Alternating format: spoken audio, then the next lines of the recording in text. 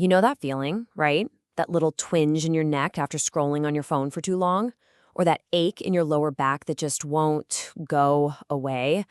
We all kind of just live with it, but have you ever stopped to ask what is really going on in there? And more importantly, what can we actually do about it? Well, to get to the bottom of it, we need to look at the main piece of hardware involved, your spine.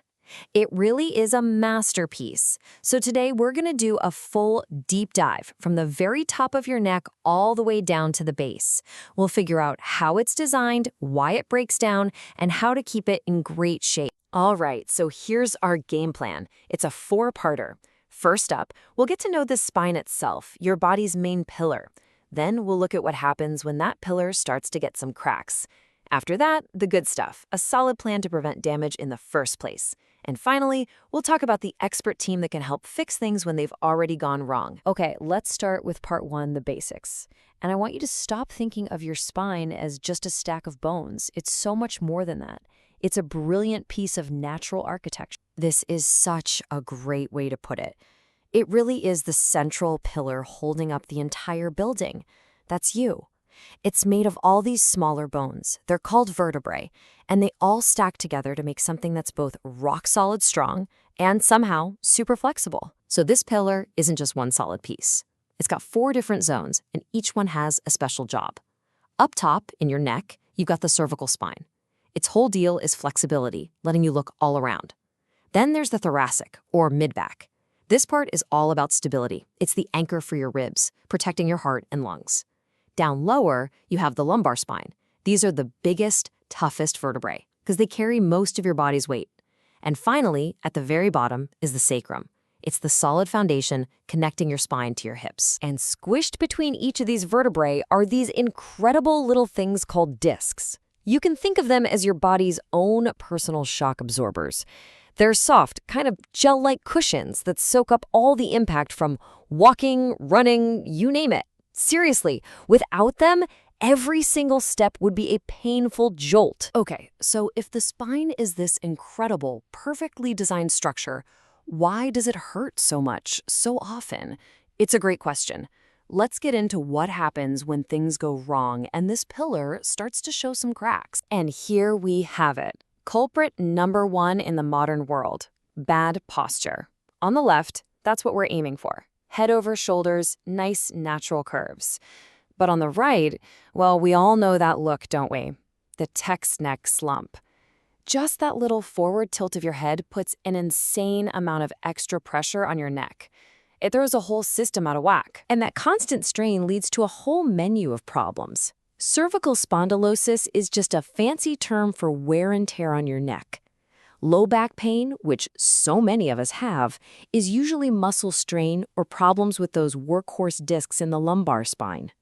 A slip disc?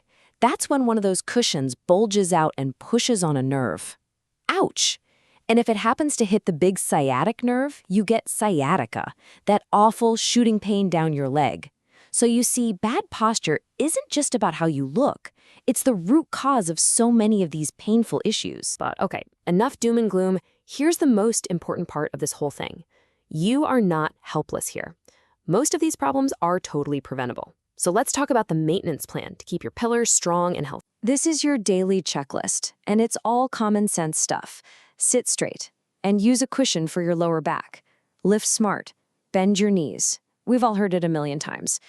Get your phone and computer screens up to eye level to fight that text neck. Daily exercise is huge, especially for your core muscles.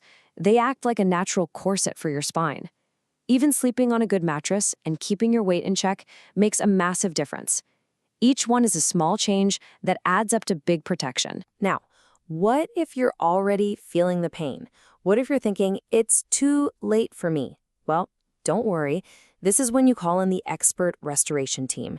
Physiotherapy is an incredible, non-surgical way to not just manage the pain, but to actually fix the root of the problem. So what does a physiotherapist actually do?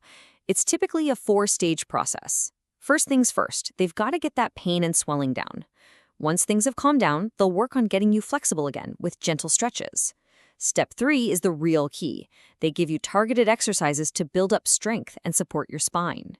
And finally, they retrain you, helping you relearn how to sit, stand, and move correctly so the problem doesn't just come right back. And they have a whole toolbox to get this done. They might use a machine like IFT or TENS. It just uses tiny, gentle electrical currents to help calm down your nerves and block pain signals. They also use ultrasound, which sends deep heat into your tissues to help with stiffness and swelling. And then there's manual therapy. That's the hands-on part, where they physically work to get your joints moving and release all that muscle tension. So, look, the big takeaway here is pretty simple. Your spine is absolutely precious, and it's the only one you're ever going to get. That pain you feel, it's an alarm system, and ignoring an alarm is never, ever a good idea. Talking to a doctor or a physio early on can save you from a whole world of hurt down the line. So now you have the blueprint. You know how your pillar is built, you know what crocks it, and you know how to fix it. So the only question left is, what are you going to do about it? What is the one single habit you can change starting today to protect it for all the years to come? Think about it. And then go do it.